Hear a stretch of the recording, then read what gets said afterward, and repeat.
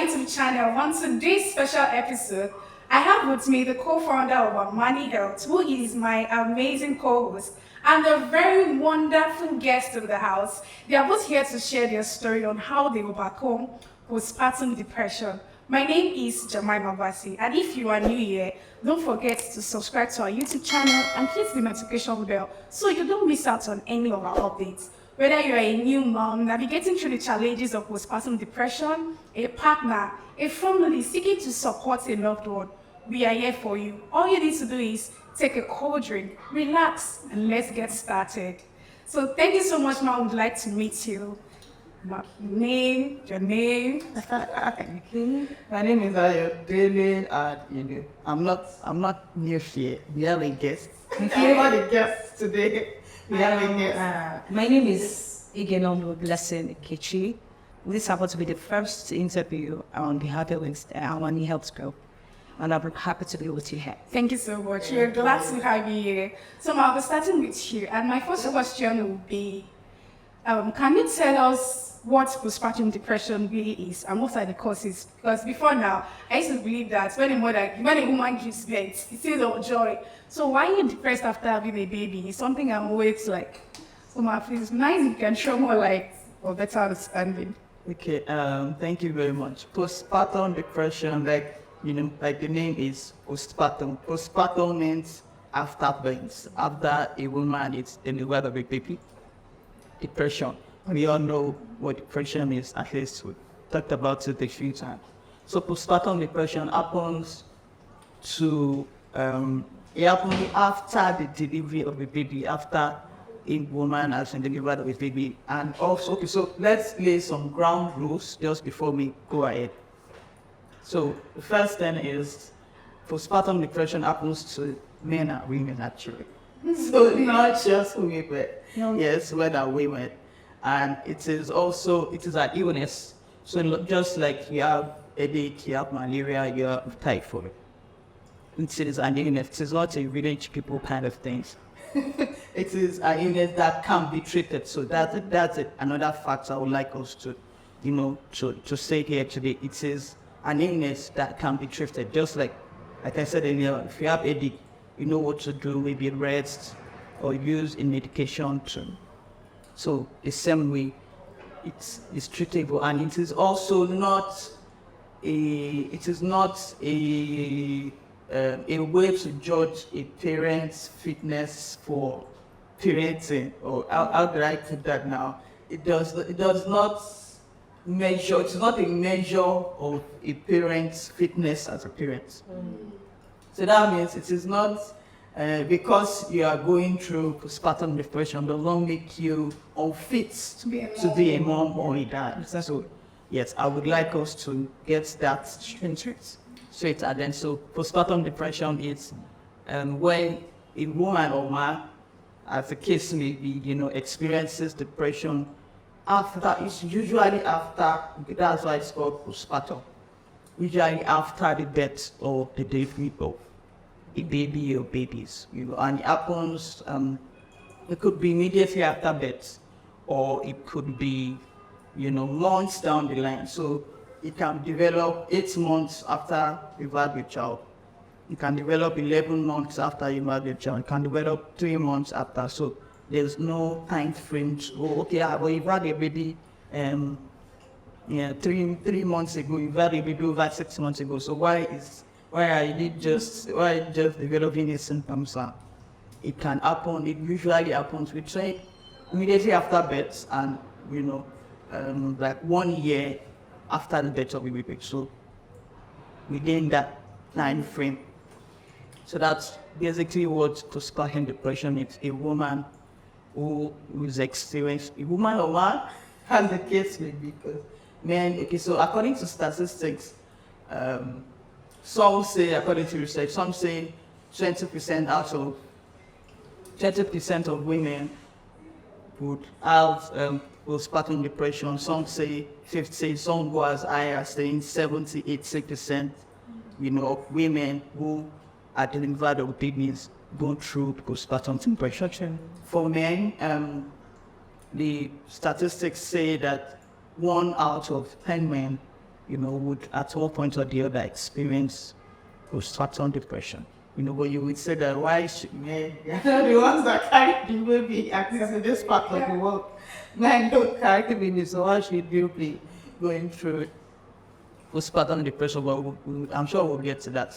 So your next question was, what is postpartum depression and causes of postpartum depression? Okay, so many things. It's a mixture of so many factors.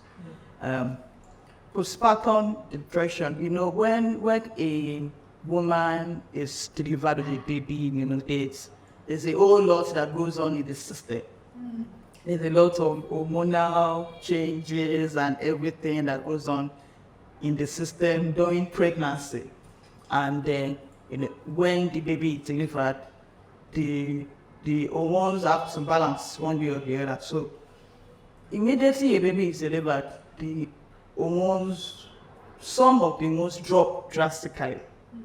So that may affect the chemical changes I don't want to get too that may affect the chemical changes in the body. But let's just say we all understand hormones and female body and all that. So it affects the body system, and then you may need to watch things, may need to, if not properly managed out. So what causes it? Like I said earlier, it's a mix of different things, and it's not a one-way street for everybody. So depending on your makeup, depending on your family history, depending on so many things. So some of the causes are, of course, hormonal changes. That's things like across board for almost everybody. It has to do with your hormones and everything. And then some family history or medical history. Some people have a medical history of depression. Some people have a medical history of, maybe that wasn't their first baby, during their first childbirth, after they had postpartum depression. If not properly managed, it's possible that they would also develop it in after subsequent pregnancies. So family history, or if their family, in the family tree, there are incidences of people going through postpartum depression after childbirth. It's possible that that person to most likely develop postpartum depression. So identified hormonal changes in the body, family history, medical history with the person is already prone to depression before then. Then lifestyle changes, a lot happens after childbirth. You're adjusting to so many things, and then so those can also cause lack of sleep, lack of, there's, even though you have to regulate your sleep time, there's still an amount of sleep that you should have, so lack of sleep, what else now? Lack of good nutrition. We are just eating anything, and at that stage, it's very important that you eat well. It's very important that you take care of your nutrition, of your health, generally, because it will also affect the baby. So, bad nutrition or unbalanced, it may not be necessarily bad. Well, that is not balanced. Can disappointment also be a cause? Of course. So those are parts of life changes, like or you have a relationship issue with your spouse, financial constraints, financial stress. Those kind of things can cause postpartum depression. Strain on relationships, so a lack of knowledge. Another thing is lack of knowledge. Everybody just assume that when you get married, the next thing is to have children, not necessarily intentionally seeking knowledge on how to undo, because there's a lot.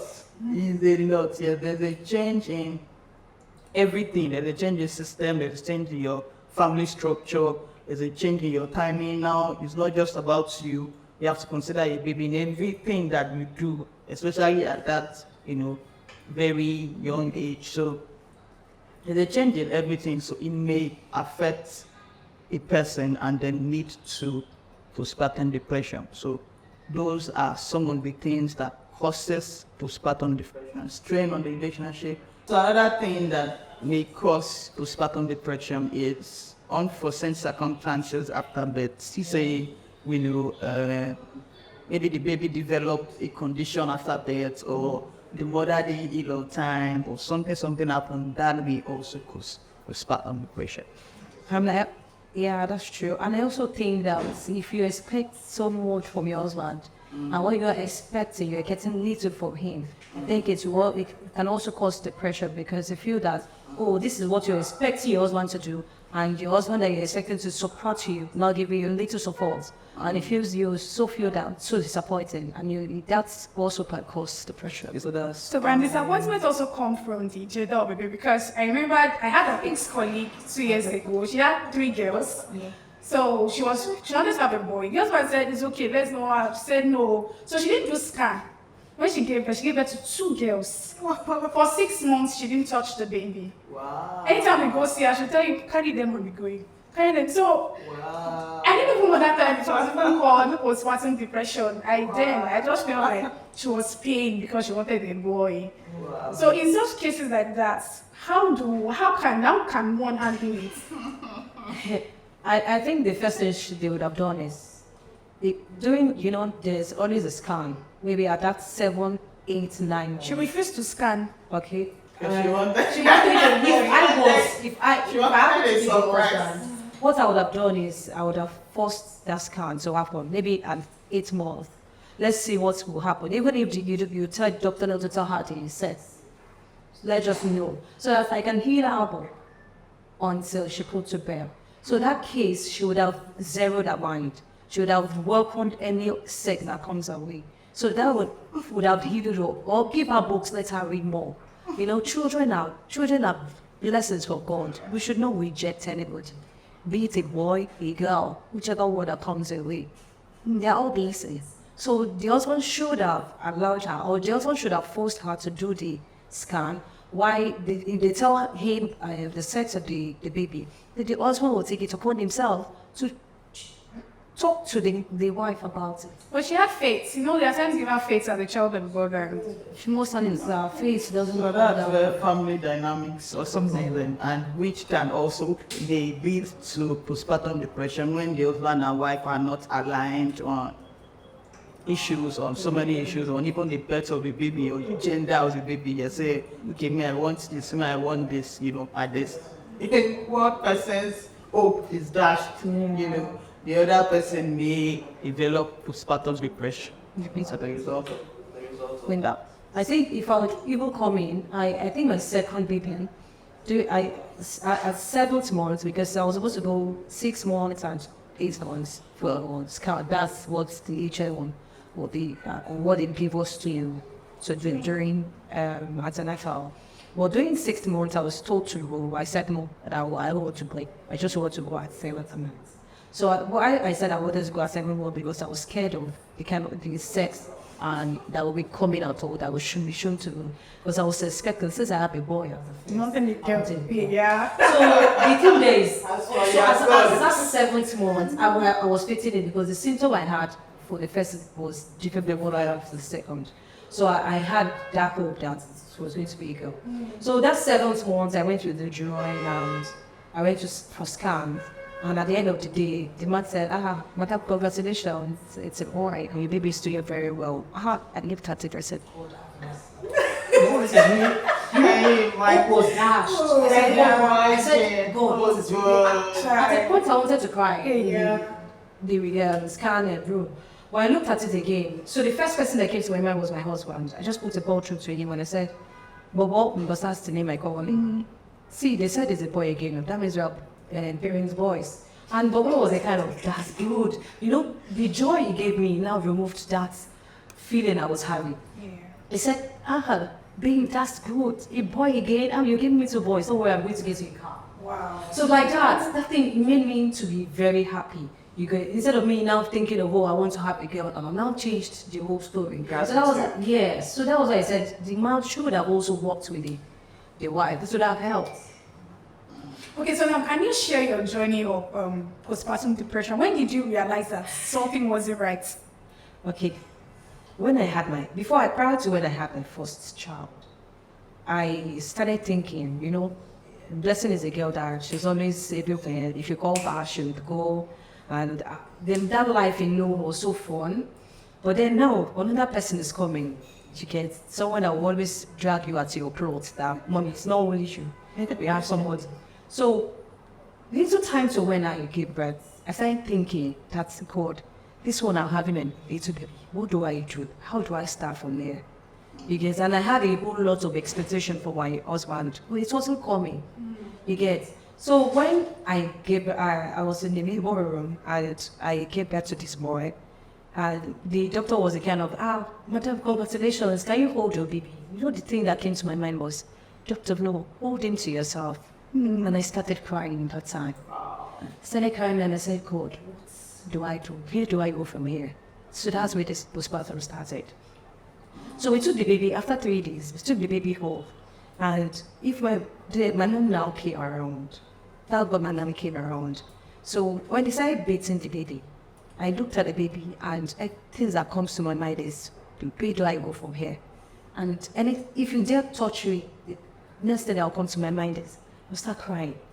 And if you ask me, listen, why are you crying? And I don't have reasons. I've just told them I don't know. But I have this fear in me. Well, I can't really tell what is happening to me. This lingered for 5 days, even more than 5 days. So during my son's circumcision, I just spoke to myself, though I was supposed to also go and do a checkup, to do my own checkup to see if I'm okay. So I now went to, after circumcising my baby, I went to see the doctor. I had to tell my husband to behave because I wanted to have discussion with him. So the doctor would tell me what is going on. Now, why is it that if I see my baby, I cry, or I see my husband, I cry, or my husband will tell me, listen, this thing is not supposed to be here. I'm not supposed to wear this baby cap. Instead of me to take the cap and wear the baby, what will come out of me is tears. And if I ask myself, why am I crying? I don't have reasons. So I went to the doctor and I asked the doctor, what is happening? And the doctor said, okay, do you know anything about postpartum? He said, Dr. Will, I've not heard. I'm just hearing it for the first time. And the doctor said, this is what we're going to do. Then he told the doctor. And I said, okay, doctor, what will I do? What do I do for her? And the doctor said, you know what? You need to leave the environment you are. I think that is what is affecting you. I even had to leave my husband for 6 months. Wow. So my parents, they said, okay, I need that love again. So my parents would be the ones to show that love. My parents were elder ones. And people around me, I just need love so that I can come out to it. So after that day, the next day, I spoke to my doctor had called the joy in my husband, talked to my husband about it. And my husband should have another way to go back to my parents' house with the child. So I went to my parents' house. My dad especially, had to start talking to me about it, start bringing me out, instead of me to carry the baby, because most times I don't just want to carry him. I just want my mom or my sisters to carry him. So my dad started working a short hole with me, and at the end of the day, I came out. My husband would come once in a while. Each time he comes, it's either we're blasting each other, that I'm expecting you to call me 20 times in a day and you're not calling. I want you to just come and know what is happening to your son. You're not doing it. So if he comes like this, we're just forwarding, we're just having fun. So my parents keep telling me about all these things, what I need to do. Then at the end of the day, it came out beautifully well. Thank you so much. So I remember when we had a conversation on depression, you made mention that you were depressed and had a toddler and a baby. How were you able to pull through this period? Okay. Okay, so I would say that, okay, so I remembered something that I would like to touch on. So apart from postpartum depression, there's also something called postpartum psychosis. So yeah, the depression can get worse or can also be psychosis. So that is when the person is not just sad, but the person is not just crying. The person is also having, hallucinations, confusion about where they are, those kind of things. And it is simply because of postpartum issues, Because, okay, so I remember that when I was having my first baby, I'm not sure, maybe first or second, there was a woman that had something like that. So cyanosis does not, it's not like postpartum depression that you must happen after birth. And okay, if it happens after birth, so usually, a few days or immediately after, not like postpartum depression that can develop 5 months, 6 months down the line. So that lady, she came in and she was looking very, because of everything that she was also going through, the pain and everything. And then she had this kind of hallucination, talking to herself, she didn't know where she was and all that. And the doctor was like, she'll be fine, that is most likely just the psychosis because of the hormones and everything after childbirth, because of course she was still there. After she was declared of her baby, she came back and believe me, she was normal. She was back to normal. So sharing my own story. So, okay, I hope this is not too long. Okay, so before or while pregnant, I equipped myself with a lot of information. I read a lot of books, I listened to a lot of messages, so I was kind of preparing myself for motherhood. But even at that, there's still that shock of, having a physical baby in your hand and having to change your schedules, change your body changes, everything changes. Okay, my picture, you see my picture. Anyway, so I didn't know this until much later, but some of the symptoms were. Have we talked about symptoms? I don't think so. Yes. Okay, so I realized that sometimes okay, mine was on and off. I would be very happy, like just had a child and all. And another time I would be very sad, I'll be crying, necessarily. And I remember one very particular incident. I don't know why I can't seem to forget that particular one. My mom was with me, and then my baby was crying. So just the two of us that were at that particular place. She was crying, and then obviously she was hungry or something, she needed. So I just busted out crying. So I just started crying, and I was just staring at that, crying. So I was crying until my mom came out, and she was like, what's going on? Your baby's crying too. And then she was like, it's okay, feed her, maybe she's hungry. And then she gave her to me, I fed her, and yeah. So, but for a long while, I would feel like this situation is stressing me. This situation is really hard for me. Okay, so let me give a little background story. Let me rewind the things. So, my first baby was was 10 days late, like after 40 weeks, and normally the baby was supposed to come maybe 10, 38 after 40 weeks. But she was 10 days late, and then the doctor told us that, okay, once it's 10 days after, bring her back to the hospital, come back to the hospital so that we will induce you. Then I went back, I was induced, the next day, immediately I was induced, I started contracting. And then, so I felt that using will come out very soon. At last, it was like 4 centimeters all through the night, till the next day, throughout the next day. And I saw if so many people coming to the general hospital, so you will see other people also. I saw people being delivered of their baby right in my presence, Even those that came before you. Those that Before after them, me, yeah. people they will rush people in maybe one. I remember what she was already at 7 centimeters, and within minutes, she had given birth, and so let me say this gist. This one is gist. So those women, I noticed that when after they've been delivered of their babies, they ask for food. Like almost immediately, they ask for food. Yeah. So I don't know. I'm like, "Ah, so is this that this thing makes them hungry?"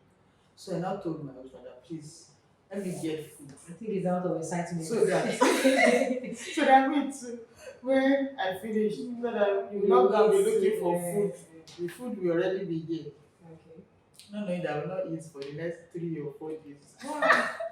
Because we eventually had to do a cesarean session and I couldn't eat for maybe 3 days or so. So that's just by the way. I just remembered that I'm like, this incident. Anyway, so I think what caused mine or what led to it was after the cesarean section, we went to on the I think like 5 days after or 6 days after I'm not sure, but I got home in time for the Nimi, and then we were living upstairs. So during the naming, I was going up and down, going up. I don't know. I don't even know who. I don't know who gave that this thing that you must do party or you must do naming after 7 days when you know what the woman and she's going through. Well, it was lack of experience. Yeah, I learnt the hard way. Anyway, I was going up and down, and before the party ended, before people left, I just saw that blood was gushing out of my yeah, of the CS sites. So thankfully there was one of our family friends who was the doctor, who she's still a doctor, he's a doctor, and then I called her. She was like, you need to go back to the hospital. The wound is has opened or something like that, maybe because of the stress of going up. And in my mind, I was walking slowly, but going up, coming down, going up, smiling, greeting people up and down, kneeling down. Anyway, after people left that day, after they had eaten their rice and drink and left of me, I landed back to the hospital. And then so began the journey of okay, so she okay, we gave birth to her. She was born in July. They didn't eventually remove the stitch and everything till I think September, October. Wow. Because it just went from it was like a fresh wound, but thankfully they didn't have to restitch it. That's But what I wanted to ask. it was a very difficult period. It was a very I was my husband became a doctor by fire by force. Because became a doctor because we would go to the hospital like every other day to change because it was filling up fast. Anyway, that put a lot of pressure on me, on my mental well-being, and then I'm sure that was one of the reasons. But then I didn't know what it was called. I was just like very sad, always moody, always, and those are some of the symptoms. Sadness that's over like 2 weeks, you can be sad now and say, okay, it's just momentarily. But when the sadness has gone on for 2 weeks, then you should speak to a doctor or a professional. When you are constantly crying, you see your baby, like you said, you can't carry your baby, you can't connect to your baby, you can't you can't connect. You have started thinking different thoughts. Oh, I'm not a good mother. I wish that this baby was. I wish that I don't have to do this or something. So some would go as far as thinking of harming themselves or harming the baby. If it gets to that, please seek help. And like I said earlier, it's an illness and it is treatable. It is treatable. So those are some of the symptoms: constant sadness, crying, anger, irritability for no reason. And this is because of some of this lack of support system. That is one of the causes. Lack of support system is just poverty. It's just you are even thinking of where the baby's food will come from. You are thinking of where your own food will come from. These things stress and it's stress. Okay, stress now. This is stress that will lead So, to. yes. So these things are forms of stress, and then they eventually lead to depression. So yeah, that's my own story. So I said, how was I able to come out of it? Well, thankfully, I have a very supportive husband. My mom was also around, so she would talk to me about it. And then when we call our doctor, we will go visit, it's okay. What are the symptoms that you're feeling? And then I'll tell them. So thankfully, I was able to overcome mine with just some lifestyle changes. So that's also one way to overcome postpartum depression. Some you may not need to use medication, but some would be serious that would need medication. Yeah, like psychosis, they would need medication. Then some forms of depression, so they would need medication. But some just need to adjust. If you see help support system, what is causing that thing is a bit relieved, then you get better. Exercise as much as possible, take a few walks. If it's somewhere that, if it's an environment where you can walk with your baby stroller, walk. If you can't, rest as much as you can. That is very, very, because you need that sleep. Even though the baby's schedule has, Has changed your own has changed schedule. your own sleep schedule, but you need it to function. Sure. You need it to function. So rest as much as possible. Those are some of the treatments. Lifestyle treatment aside from medication. Seek support when people offer help. Please don't say superwoman. I'm a strong woman. I don't need support. Please receive their help with all humility. Okay, so when you mentioned that men also go through, so it reminds me of a friend that said when the wife had the second baby, they had a girl, so he was expecting a boy. So the wife now gave birth to a girl. So he said the way he wasn't happy that when the nurse came out and was like, "Congratulations!" He said there was this sadness. He just sat down, but he couldn't show the wife so that she would not feel bad. Even till now, that the way he took care and was so excited about the first child, he didn't do so for the second child. Wow. That he had to lessen some of the things he buys for her because he was not so happy. So is that also part of the depression? No, I don't want to think. I don't think that's depression. No. No, it's not. This one is a personal attitude towards the second child. You said he's not happy. You expected a boy. So because it was not a boy, so he wasn't that happy. So he's not happy that it's his child. But the Since fact the that thing still continues, I Exactly. think it's a postpartum for the man. Since this thing it still follows suit. Okay, the love you have for the first one is not same love you're showing to the second It one. has now I think it's become- just a personal issue for him. It has now become like that, no, and it should eventually affect his relationship With the child. and eventually they will get to know. The first and the Exactly. second will get to know that, okay, dad loves this person more More than than me, and himself. that is Which is that is not, another. and it's not healthy. For Of the course, child. of It's course. not healthy for the child It's not healthy because for the the child family. tends to grow to find out that the father does not love her the he way. loved the other sister. Exactly, it's not nice. So it's something not that nice. he would need to work on. To me, that's just he needs to work on that. Okay, man. So what was your most difficult aspect in dealing with postpartum depression? Okay, my difficult aspect was taking care of my child because I think my first was literally taken care of by my mom. Because if I just see him, I began to cry. I feel very bad. I feel angry with myself that maybe I brought in a child when I'm not ready. You get that keeps coming to my mind, and if I think about it, I just cry. I cried a lot for almost 6 months. I was just crying. I could come to you and feel very okay, but if you say anything about that child, I just cry. Or if my husband calls, that's even the worst. Just don't call me. So if he calls, we just blast ourselves, and at the end of the day, I just cry. So it was just it was just a difficult period for me. Okay, I have another question. It means friend, boy. So I think I have Your friends. friends. Yeah, I have friends that have actually experienced a lot, Mm. and most times I want to ask for clarity. So I have a friend that gave birth. So the mom came, for Omugo. The mom came, and the mother-in-law also came. Both of them were in the house. So there was issue. The mother-in-law wants to carry the baby and do this, and the woman was bringing her bowl for her to take. She wasn't comfortable with it, and her mom too wasn't comfortable. So it seems like there was issue. So she had to talk to her mom. So the mom had to leave so that there won't be any, because the way it was going, the mother-in-law was not taking it. It's my first son, no more meaning and all that. So the mother had to just she left, and the lady just went into depression because there was a lot.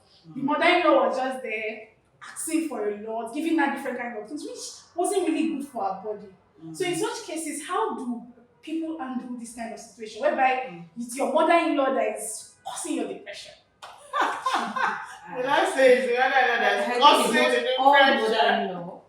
Not all mother-in-laws. I Of think course. it's just those that maybe will I say they don't understand the kind of wife they have, or maybe the wife also do not understand the kind of mother-in-law they have. So yeah, we have bad mother-in-law despite you being good. They just want to frustrate you because they feel that you're not the first to have that child. Other people they've had their own experience, so you shouldn't be the head of the house. You have to just do the work, normal work. And they don't know that the way they were being treated at that age is not the way we should be treated now, because the world has really changed. You get. So for me, I think the whole thing should also bounce back to the husband. The husband also needs to make mommy understand that this is my wife now, this is the family now. Because if anything happens to the child, happens to the man, and happens to the baby. So for you to now help the issue, you also need to curb the activities or the intention of mommy. So I think most mother-in-laws have so much expectations from their daughter-in-laws. They have so much And expectations. for expectation should not come at that time. The woman is facing a lot. She has gone through 9 months. You know what it takes? Body 9 changes, months. hormone changes, life A changes. whole 9 months. You get a whole 9 months of decisions, a whole 9 months of not sleeping well, a whole 9 months of doctor will tell you have to lay one side. Doctor will tell you, okay, for your child to be good, you have to lay. But the thing nine is, the months. mother-in-laws or those people, their mother-in-laws, would also say that They've also gone through They've Exactly. also They gone want through to it. say, So why should you you be like it's not even fair. You're not the first. You're not the last. why should you? I think it also comes from the place of maybe ignorance, or they just don't True. know, or some True. are just plain wicked, But this is something that I think should have been decided even before the child comes. Yeah. Okay, my mom wants to come, your mom wants to come. So how do we? This is called a communication issue. So how do we sort this? Is it your mom that will come first? And maybe after 2 weeks, my mom too can come, so that at least if I'm not really gelling with your mom, at least the next 2 weeks I know that my mom is coming. I will rest. I will. But I think it's lack of love, because if a mother-in-law, that's why it's important for in-laws to love me. I cannot marry someone that friend not love me. I don't have strength. If I notice your mom is looking at me one kind, I cannot. But I don't know. Because I feel if she really loves, if the mother loves the daughter, you won't put her through that stress of this. There shouldn't even be an issue. Some might not be intentional. Some might be okay. Since I've gone through this, it's the same thing. Exactly. You get, so it might not be Exactly. intentional. So that was why I said the husband, Yes. husband now, which is the son of the woman, should put the woman in her place. He should sit mama down. Mommy, this is not acceptable. I don't want to treat my wife like this. My wife just go through 9 months. So let us know how we deal with it. Especially So that when she's out and she's strong, then you can now. What if the man is not listening? Or the man does not? Sorry, What if the man listening? That is another issue. When you because- have they call them mommy's boy. They call it, What advice do you have to a woman going through that? Because I know that there are people out there too that are going through a lot in their mother-in-law hands. So how can you think they can handle this kind of situation? Okay, for mothers going through Sorry. depression due to their mother-in-law, I would advise I would advise that the first thing you need to do is you just need to think of how to heal yourself. Think of how to heal first. Then every other thing will take shape. Important. Because your health is your life. Important. You just have to take care of yourself. So the first thing is just take care of yourself. Then you also talk to your husband. If your husband is not listening, gradually you just need to make up with money. You just need to make up with your mom. She's also your mother. Your husband's mom is your mother. It's literally your mother. So you also need to understand. Just you can, if you want to curb her excesses, you can just curb it for a while. She's not going to stay there for a long time. You just need to learn to just take whatever thing that comes your way for that period, just for your health's sake. You take whatever takes That's what I'm saying. It's not else. When you yourself, you are going through a lot.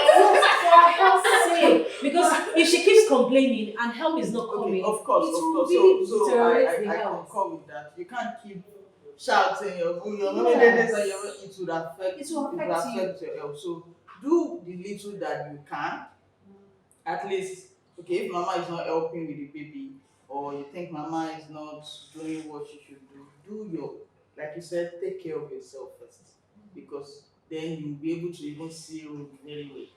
Take care of yourself, take care of your baby if you can. Of course, your husband should also support in doing that, and then mama will be all right. But don't focus all your energy on mama is doing this. Mama, Exactly. you are exerting energy that you should be reserving For yourself. for yourself and your baby on on something negative or something that will not yield results. Yeah. So that's what I would say.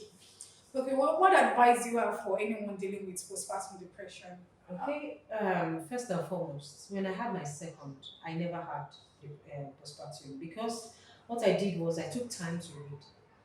I read a lot about postpartum during when I was pregnant for the second one.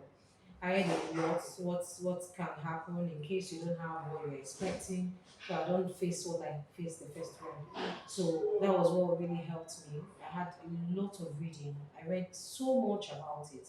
So I also advise that you as a first time mom, what you need to do is you just need to equip yourself on so many things about childbearing and childbirth, so that you don't fall into having a depression after childbirth. So another thing you also need to know is when you go for scan, your expectation does not come to, maybe what you're expecting was not what Be you see. grateful. But then all you just need to do Be is be grateful. grateful. Just Practice have it in mind. gratitude. Have it in mind that some other persons needs this Exactly. child. Exactly. So for God to bless you with either a male or a female is a blessing. Just take it as a blessing, and every other thing will fall in place. I'm telling you.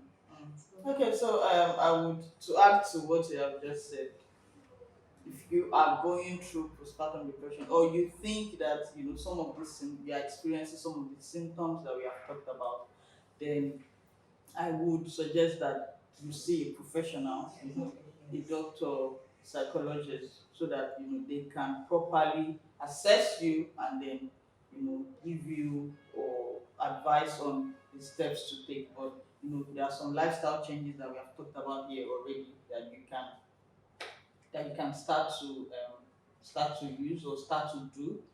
Exercise, eat healthy as much as possible. Have positivity around you. Spend all your energy fighting in-laws, fighting. No. You need that energy. At that time, you really, really do need that energy. Exercise, eat healthy, have support systems as much as possible. That is something that you should have thought about Exactly. even before the baby came. How do I support myself through this period? Who do I call to? Who do I need?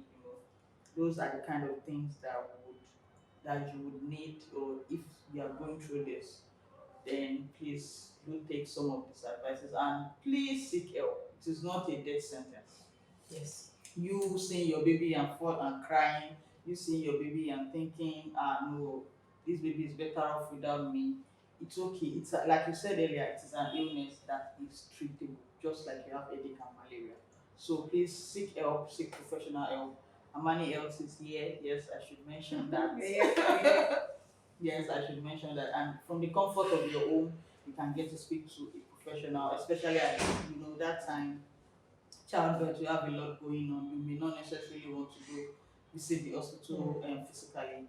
We have professionals, empathetic professionals who know and are very who know about these things, and then they are always ready to help. So please do reach out to us at Amani Health, and we'll be more than glad to, like we usually see, seeking help.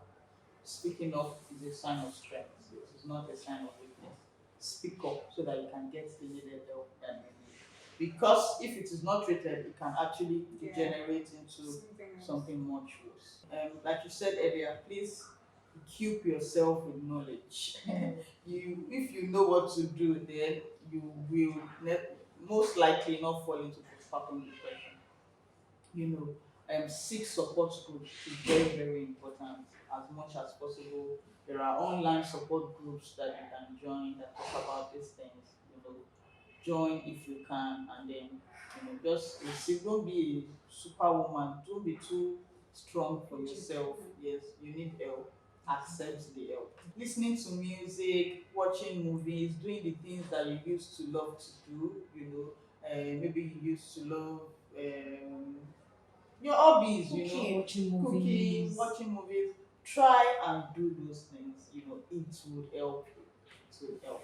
Thank you so much for being a part of today's show. Remember, we are always here for you. In case you have your story you want us to share, you have something you want us to talk about, or you need more enlightenment, you can send us a mail at contact@amanihealth.app, and someone will definitely reach out to you. We also have a community where we share tips where you can handle any situation you are going through, because we are here for you. And don't forget, you can follow us on Instagram and LinkedIn at Amani Health INC. Thank you so much till we come your way next time.